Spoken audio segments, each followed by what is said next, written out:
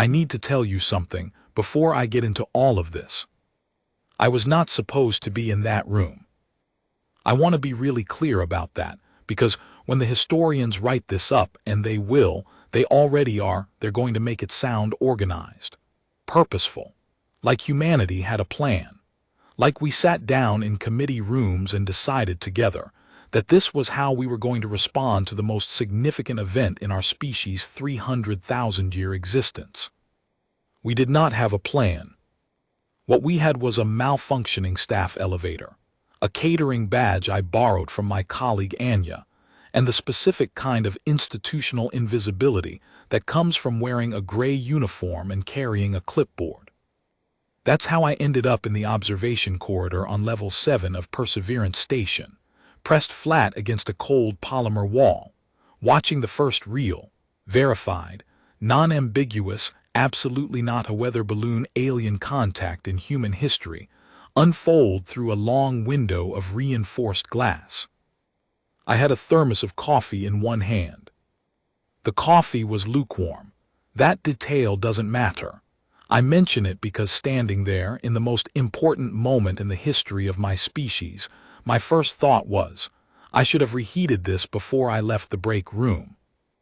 That's what people don't understand about history. It doesn't feel historic when it's happening. It feels like Tuesday. It feels like your feet hurt and you forgot to eat lunch and the coffee is lukewarm. But then the ship appeared on the other side of that glass, and I forgot about the coffee. Let me back up. Let me go to the beginning. The signal arrived on a Thursday. Actually arrived, not the ambiguous radio pulses we'd been arguing about for decades, not the Mathen Prime's frequency that half the scientific community insisted was a pulsar, and the other half insisted was proof of intelligence. I mean a real signal, translated, in 17 human languages, including 3 that had been classified as extinct for over 2 centuries. I remember exactly where I was when the announcement came through on the open channel. I was in the staff cafeteria on Perseverance Station, trying to figure out if the thing on my plate was supposed to be a mushroom or a potato.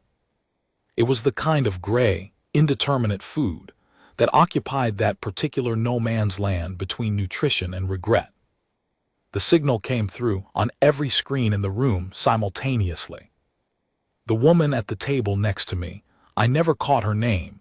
She was an atmospheric physicist, I think, or maybe hydrology. I always got them confused. She dropped her fork. It hit the floor with a small, tinny sound. Nobody moved for about 4 seconds.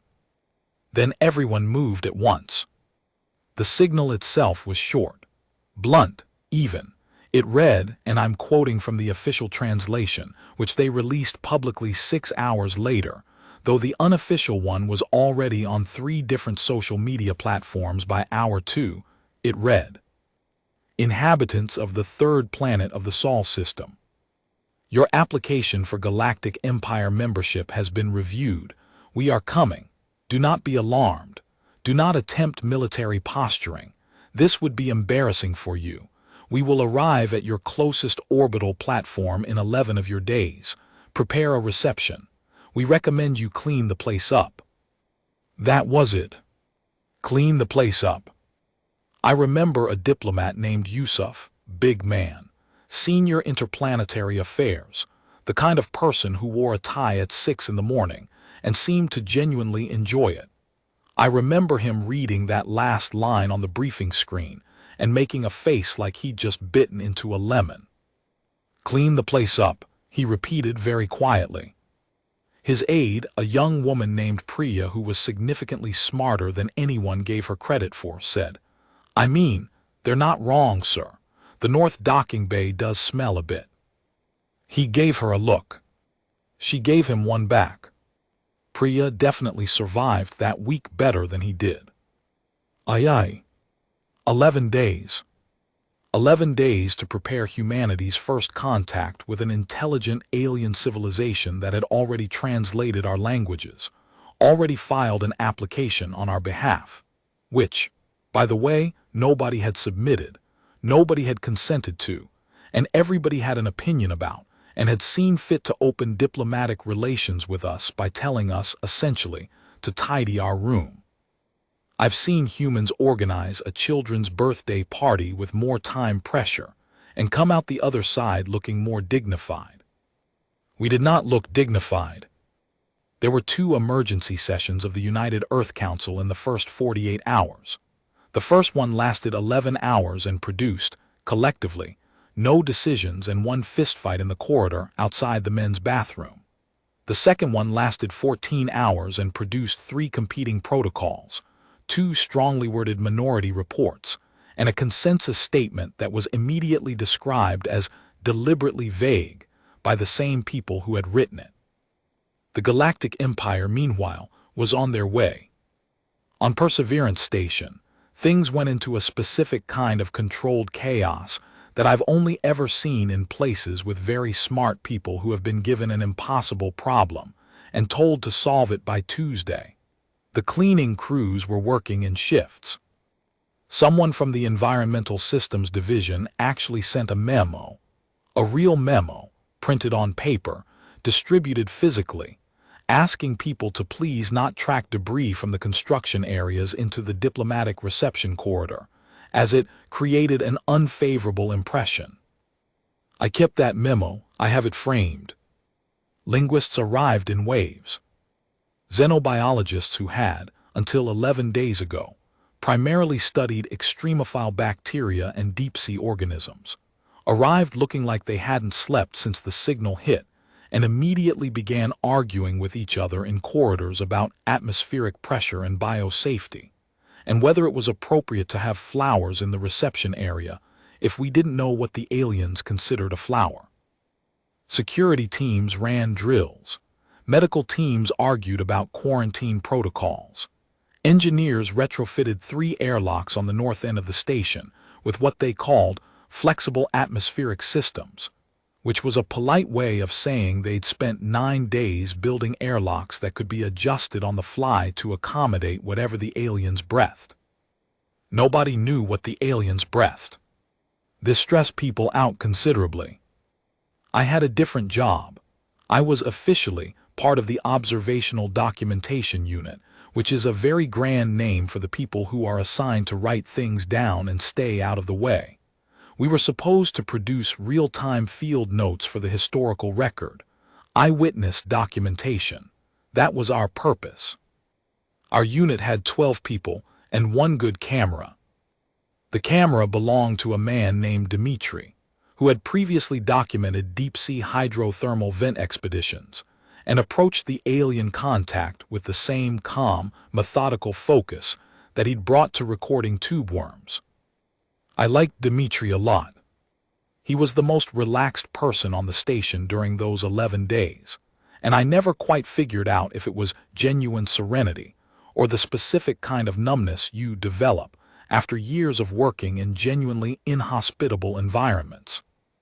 They arrived on a Saturday, March 14, 2187. I know it was a Saturday because I remember thinking, when the proximity alert sounded at 6:14 in the morning, that this was exactly the kind of thing that would happen on a Saturday, not a Monday when everyone was already awake and ready and caffeinated. A Saturday, at 6 in the morning. I was in my bunk. I had been asleep for approximately 3 hours. I grabbed my jacket, my clipboard, my badge, Anya's badge, technically, and my thermos, and I went out into the corridor, which was already full of people moving fast and talking fast and running into each other. The ship appeared on the external monitors first. I saw it on a screen in the corridor. Someone had stopped walking and was just standing there, looking up at the monitor, and I stopped next to them. The ship was, and this is where the documentarian in me tries very hard to be accurate, and the human in me has to admit accuracy is not enough. The ship was enormous. And I don't mean enormous the way things in space sometimes look enormous, where it's just distance and scale and your brain can't really process it. I mean enormous in a way that made Perseverance Station look like a matchbox sitting next to a cruise liner. It was roughly elongated, like a seed pod that had been stretched beyond any reasonable proportion. The surface wasn't metal exactly. It was something that shifted color depending on the light source, dark bronze where our sun caught it, something almost violet in the shadow, with running lines of faint bioluminescence tracing patterns along what I assumed were structural seams or maybe communication arrays or maybe just decoration. I didn't know. Nobody knew. What I knew was that it moved the way water moves, continuously adjusting, not floating exactly, but flowing, which is not how ships are supposed to move, and which made the engineers on the station extremely unsettled in a way they expressed by going completely silent and staring. The docking approach was, I will say, precise. Deliberately, almost shoally precise. The ship didn't bump, didn't adjust, didn't make any of the small corrections you'd expect from any vehicle encountering the gravitational fiddliness of cislunar orbit. It came in on a perfect line and held there, matching our station's rotation with casual, total accuracy. Our best docking pilots, watching from the observation deck, did not say anything. One of them, a woman named Sergeant Acaffer, who had been doing orbital docking for 20 years, said, very quietly, "Well, okay then." That's all she said. I wrote it down. IV. The airlock cycle took 40 minutes. 40 minutes of the entire station holding its collective breath, while environmental systems adjusted and pressure equalized, and the biosafety teams ran their final checks, and the senior diplomatic team took their positions, and the security team took their positions, and the medical team took their positions, and I pressed myself against the wall in the observation corridor with my clipboard and my lukewarm coffee. The diplomatic team was led by Ambassador Helena Voss. She was 63 years old. She had silver hair cut short and practical. She had negotiated 3 separate orbital treaty frameworks and 1 deeply complicated water rights dispute on the Martian colonial settlements. And she was, in my personal assessment, the most unflappable human being I had ever encountered. I watched her straighten her collar in the reflection of the corridor window. Her hands were steady. I thought, whatever happens in the next hour, at least we have this woman. I still think that. The airlock opened. This is the part that I've been asked about more than any other, more than the negotiations, more than the treaty discussions, more than the formal presentations. People always want to know about this part. What happened when they walked in? I'll tell you what I saw. There were 4 of them. First contact team, they called themselves later, or their translator called them that, which amounts to the same thing. 4 individuals, though individuals is the right word for some of them more than others.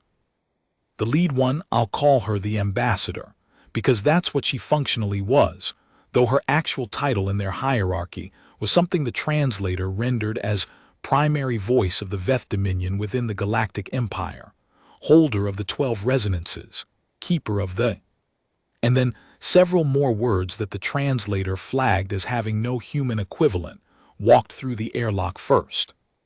She was tall, very tall.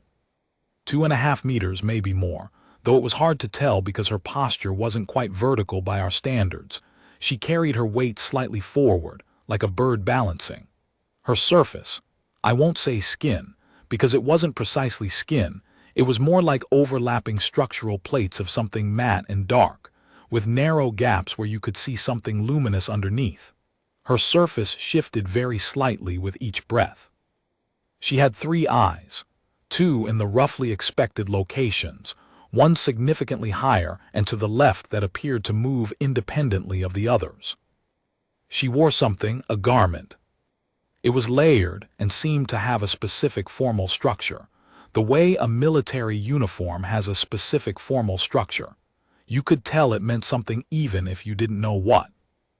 Behind her came the other 3. They were different from her, not in the way that humans are different from each other. I mean categorically different, the way a dolphin is categorically different from a hawk. One of them was shorter, rounder, covered in something that might have been a bioluminescent film, which pulsed in slow waves of blue-green light. One of them was tall and angular, with what appeared to be additional articulation points in its upper limbs, moving in a way that made you look twice to count the joints correctly. The last was, and I say this with complete factual seriousness, something that appeared to have 4 eyes arranged in a horizontal row, all of which were independently tracking different things simultaneously. They walked in. They stopped. They looked at us. And for a long moment, maybe 5 seconds, maybe 10, I genuinely cannot tell you because time did something strange in that corridor. The two species just looked at each other. Ambassador Voss stepped forward. She said, in clear, measured English, knowing it would be translated, "Welcome to Perseverance Station. On behalf of humanity and the United Earth Council, we receive you in peace." Correct, dignified, exactly right. The alien ambassador, the primary voice of the Veth Dominion, holder of the 12 resonances, all of that looked at her. She said something. The translator, a device worn by the shorter, bioluminescent one, rendered it. What it rendered was, "You are smaller than we expected." VI. I want to be very precise about the sequence of events that followed, because the sequence matters. Ambassador Voss did not react. Her expression did not change. Her posture did not change. She is, as I said, unflappable. The second in command of the human delegation, a man named Director Emeka Obi, who was in charge of the technical division, and had the specific physique of someone who had spent 30 years doing serious physical work before pivoting to administrative roles. He blinked once. From behind me in the observation corridor, I heard a small, almost inaudible sound. It took me a moment to identify it. It was a snort. Someone in the observation corridor had snorted, the way you snort when you hear something that would be funny if the situation allowed for funny. A suppressed laugh, the sound of a laugh that someone has caught at the last second before it got out. I turned my head. There were 8 other people in the observation corridor with me. Dmitri with his camera, 3 other documentarians, 2 engineers who had absolutely no reason to be there. One person I'd never seen before who I later found out was a linguistics postdoc who had snuck in through the same route I had. And a maintenance technician named Carl, who was ostensibly fixing a ventilation panel, but had stopped fixing the ventilation panel some time ago. The snort had come from Carl. Carl was looking at the alien ambassador with the expression of a man who has just been told something that he knows he is not supposed to find funny, but finds extremely funny. He met my eyes. He looked back at the window. He very carefully did not make any more sounds. VII. The alien ambassador continued. The translator was rendering a full opening statement now, formal and structured, and what became apparent very quickly was that the Galactic Empire had thoughts about humanity. Strong thoughts. Organized thoughts. It became clear, and this clarity arrived gradually, the way cold water rising gradually becomes undeniable, that the Galactic Empire had been watching Earth for a very long time, and that their assessment of humanity was thorough, detailed, and characterized by a tone that I can only describe as the cosmic equivalent of someone who has been asked to review a very enthusiastic but ultimately mediocre school project. The primary voice of the Veth Dominion, representing the Galactic Empire, was explaining, and the translator kept rendering it in the same polite but absolute cadence, that humanity's application for membership, such as it was, had been reviewed across 17 independent evaluation committees. We had scored, she said, in the lower third on 10 of the standard metrics. Lower third. Average on 4. Upper quarter on 3, which she mentioned with what the translator rendered as a qualified note of encouragement, though the qualifications were significant.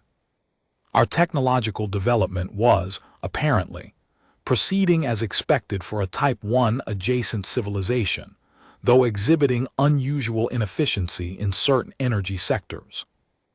Our social organization was complex and contradictory in ways that have generated substantial academic interest. Our military posture was aggressive for a species of your current developmental stage, though the aggression appears to be primarily directed internally, which is in some respects preferable. Our ecological management was, and the translator rendered this with the particular flatness of a truly devastating diplomatic understatement. Concerning, she noted that humans had developed 12 distinct methods of fermenting grain before developing a reliable system of sewage treatment in many of our populated centers. She noted this as a data point, observationally, with what the translator rendered as neutral interest. In the observation corridor, I heard Carl make a sound again. This time it was not a snort. This time it was a laugh, a small one quickly killed, but definitely a laugh. Director Obi, standing in the formal reception area on the other side of the glass, had developed a very specific expression. I've thought about it since. I've tried to describe it to people. The best I can manage is the expression of a man who has been told something he cannot argue with and is, in some very small and deeply inconvenient part of himself, finding it funnier than he is comfortable with. Ambassador Voss was still unflappable. But her aide, a young man named Tors, 26, this was his first major posting. Tors had developed a very slight tremor around his mouth. Not a full smile. The ghost of a smile. The suppressed possibility of a smile. VIII. The primary voice continued. She was thorough. I'll say that for her. The Galactic Empire had done their homework. They had a full cultural assessment. They had reviewed our art, our literature, our music, our sports, our political systems, our religious traditions, our culinary practices, our conflict history, our scientific achievements, our fashion over the centuries, a detail I'm still not entirely sure what to do with, and they had organized it all into a comprehensive developmental profile. The musical output was described as vigorous and prolific, with evidence of emotional complexity exceeding initial projections. The visual art showed a persistent interest in representing light that suggests a species highly calibrated to atmospheric optical effects, likely due to extended periods of dependence on solar cycles for survival. The sports were described as numerous, often physically dangerous by apparent necessity, suggesting a species that processes psychological tension through ritualized physical competition, which is unusual but documented in 4 other member civilizations. And then she said the thing about the comedy. IX.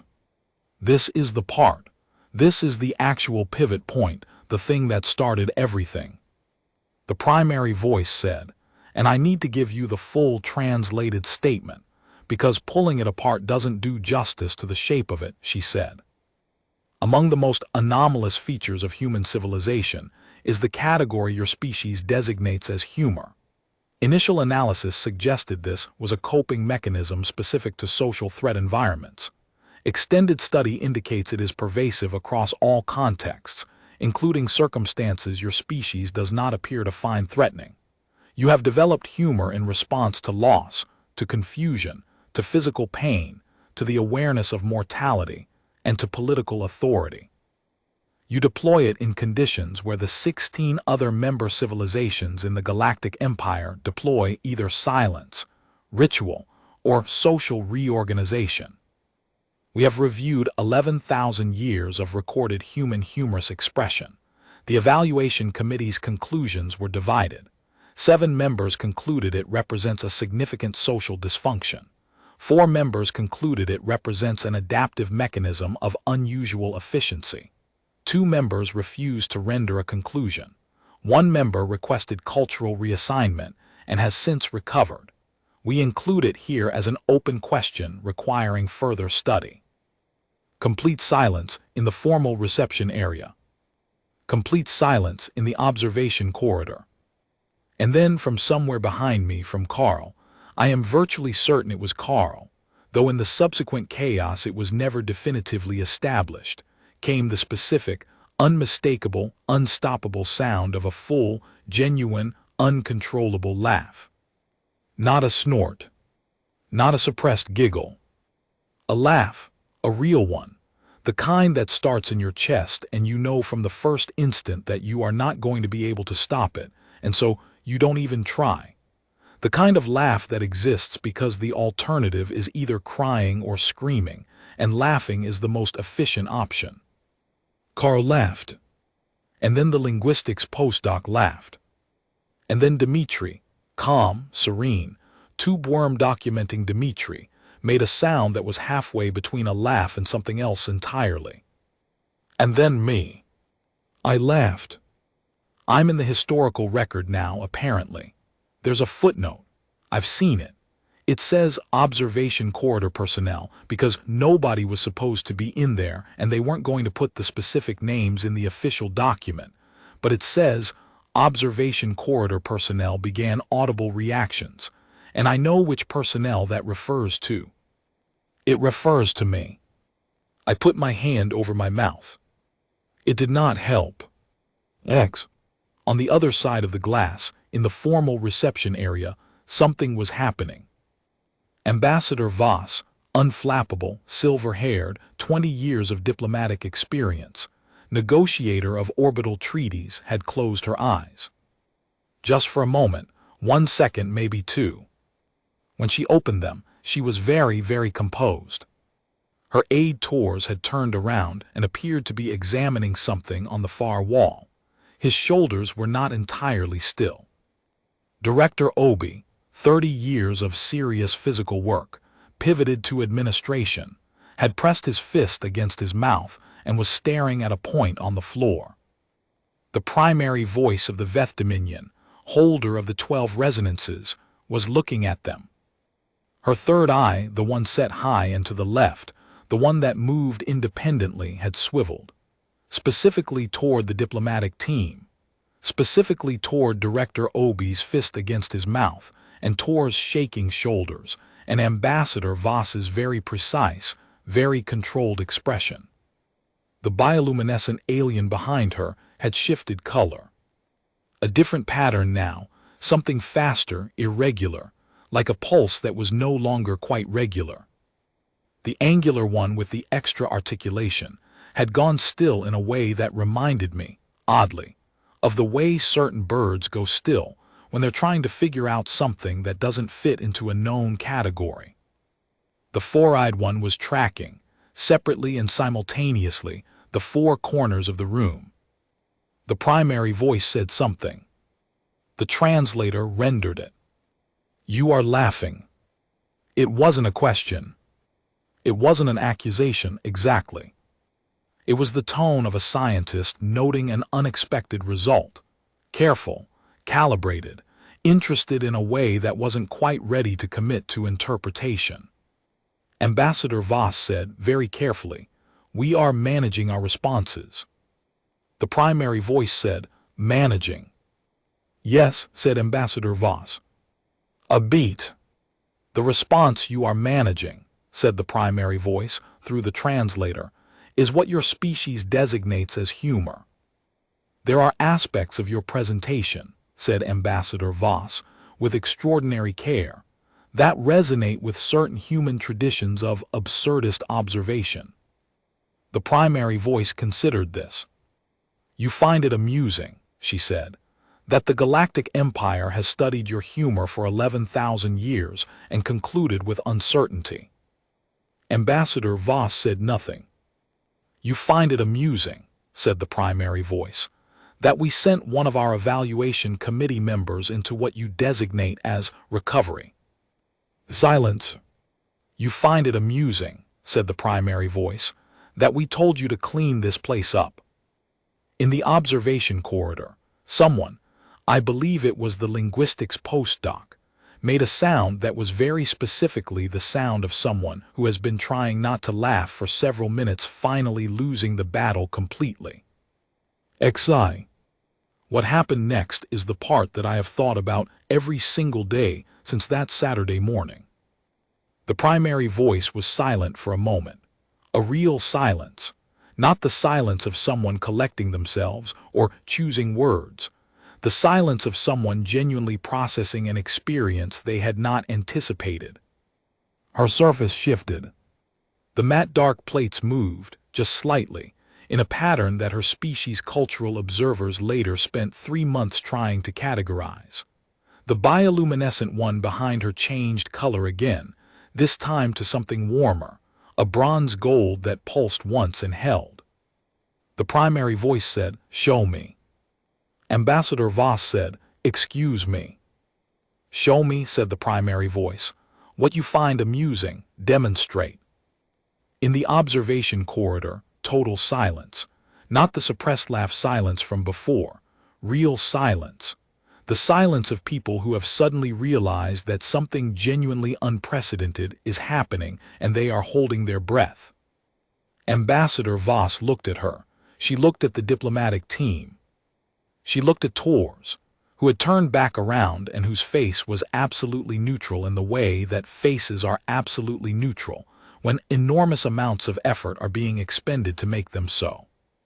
She looked at Director Obi, who gave her a look that said, in the wordless language of people who have worked together for years, "I have no idea, Ambassador.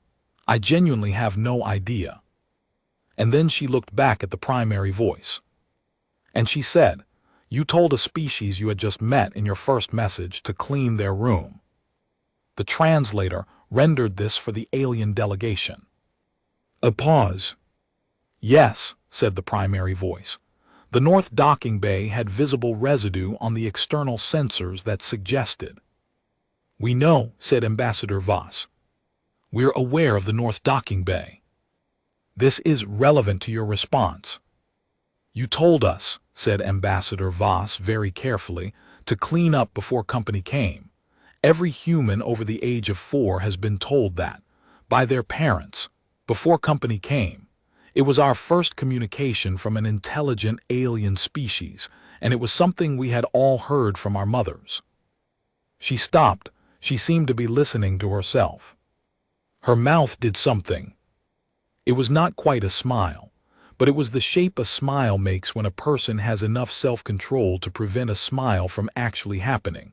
The negative space of a smile, the outline. The primary voice's third eye had oriented fully forward. "You find this meaningful," she said, "not a question."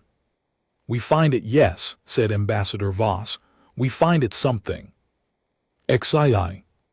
The formal session broke 15 minutes later for what the official record calls a scheduled recalibration period, and what actually happened was, Ambassador Voss walked into the staging corridor, closed the door, and leaned against the wall.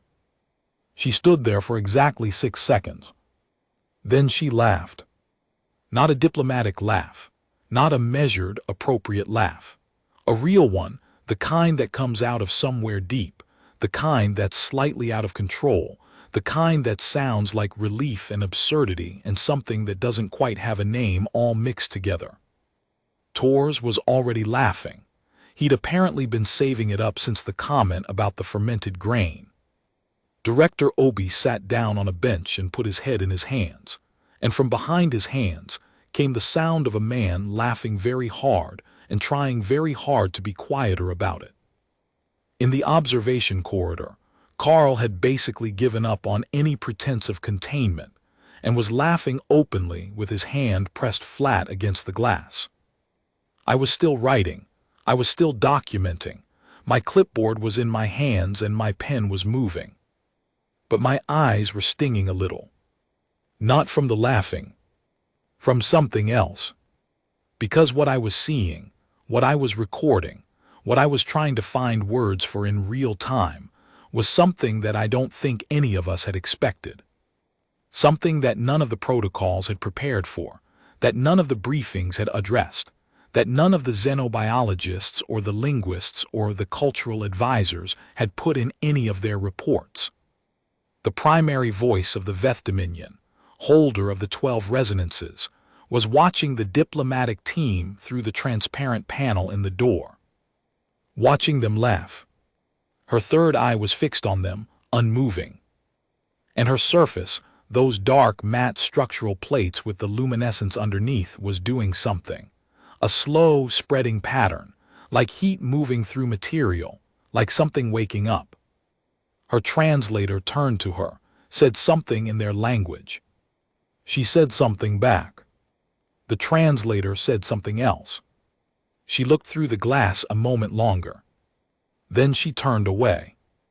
Later, months later, when the cultural exchange programs were underway and we had enough fluent speakers to have real conversations, one of our translators asked the primary voice's personal aide what she had said in that moment. The aide told them.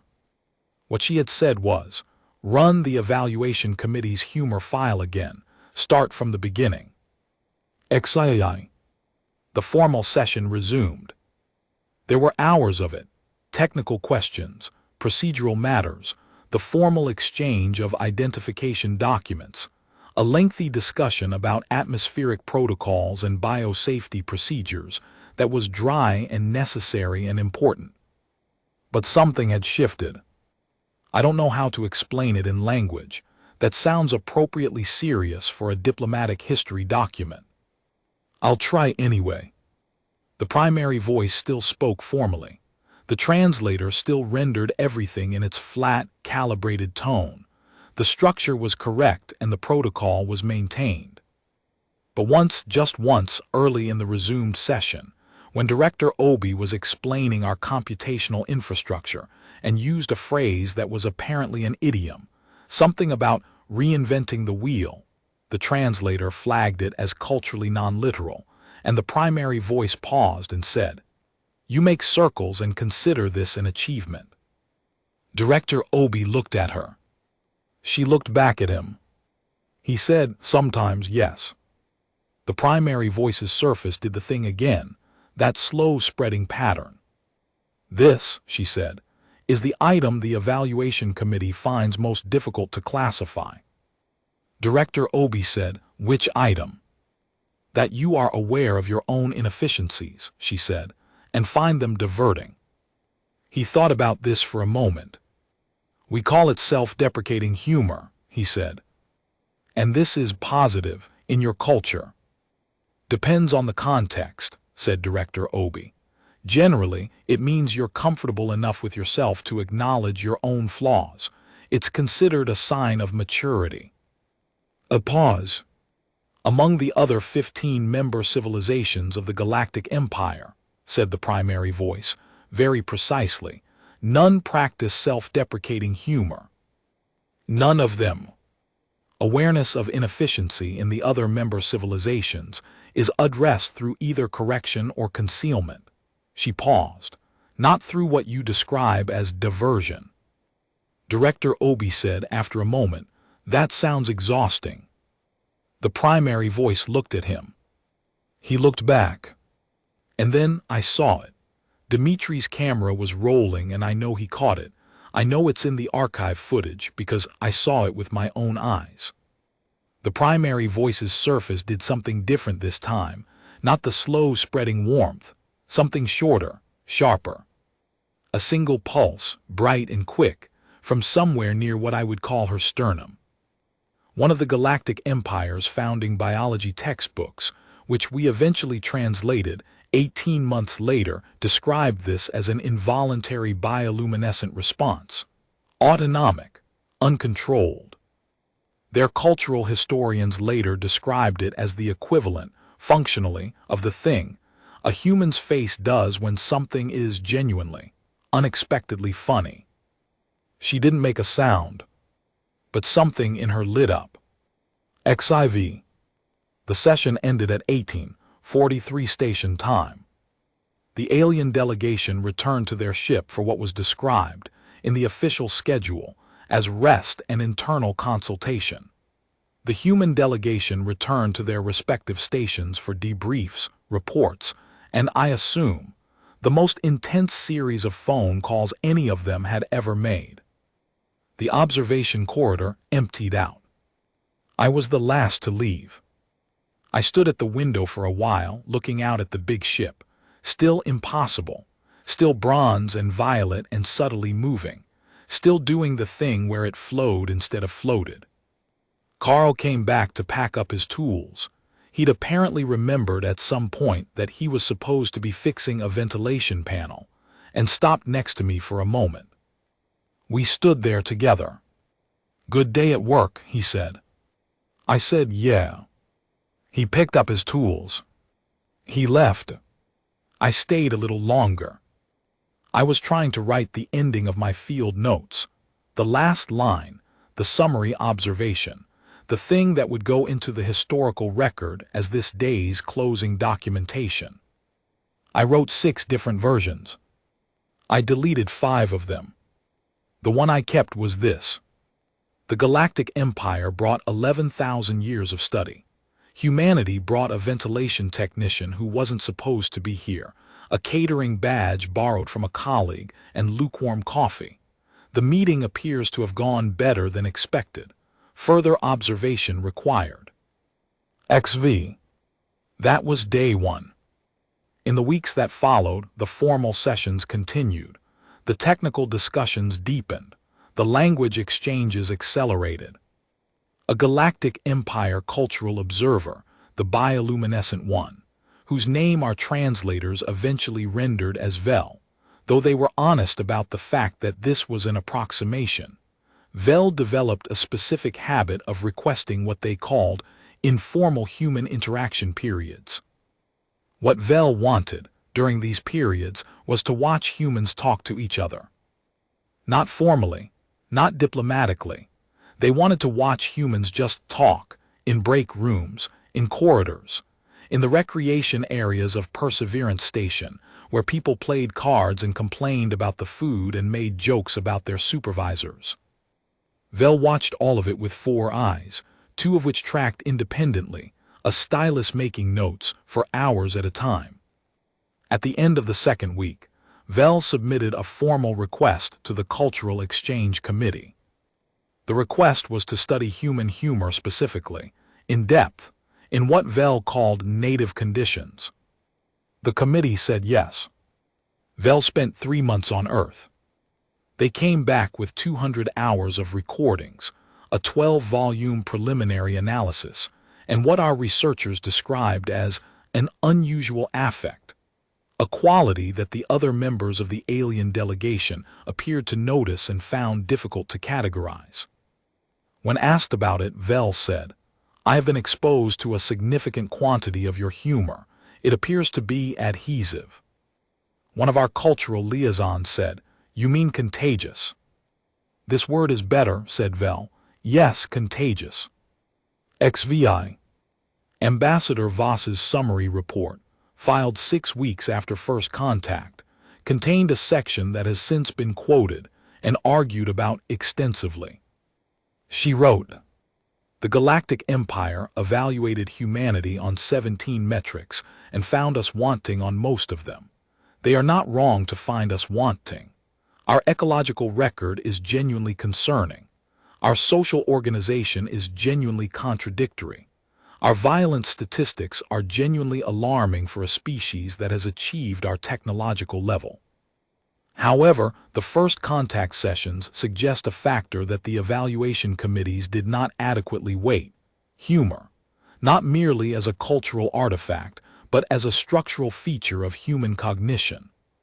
The capacity to recognize absurdity, including the absurdity of one's own situation, and to respond to it with something that is neither despair nor denial, may represent exactly the kind of cognitive flexibility a civilization needs to survive contact with the genuinely alien. We laughed at ourselves, they noticed. Final observation, personal field notes. I still have the catering badge. I still have the memo about the debris in the diplomatic corridor. I still have the clipboard. And I have, written in my own handwriting on a page I tore from my field notes and kept in my jacket pocket ever since. One member of the evaluation committee requested cultural reassignment and has since recovered. I've thought about that committee member a lot.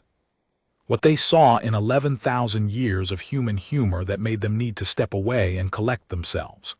Whether it was the sheer volume of it, or the variety of it, or the specific, stubborn, slightly unhinged insistence on finding something funny even in the worst situations. I think about what it must look like from outside. A species on a rocky planet, surrounded by things that want to kill them, with a lifespan that is short by any cosmic measure, fully aware of their own mortality, frequently at war with each other, capable of extraordinary cruelty and extraordinary kindness in roughly equal measure, and deciding in the middle of all of that to make jokes. To make jokes about themselves, to make jokes about the dark, to make jokes at the exact moment when it seems like they shouldn't be able to. A species that told 11,000 years of stories about everything that scares them and made them funny. I don't know if that makes us a good candidate for the Galactic Empire. But I think, standing there in that observation corridor, with Carl's laugh still in my ears and the alien ship enormous and impossible outside the glass, I think I understood something. We were always going to laugh. It was never not going to happen. And whatever they expected from us when they walked through that airlock, small and complicated and inefficient, with our 12 fermentation methods and our suboptimal sewage infrastructure, they did not expect that. They expected to evaluate us. They did not expect us to find that funny. The universe, in my experience, does not always reward competence. But sometimes, just sometimes, it rewards the people who can look at it, all of it, the vast and cold and indifferent enormity of it, and laugh first.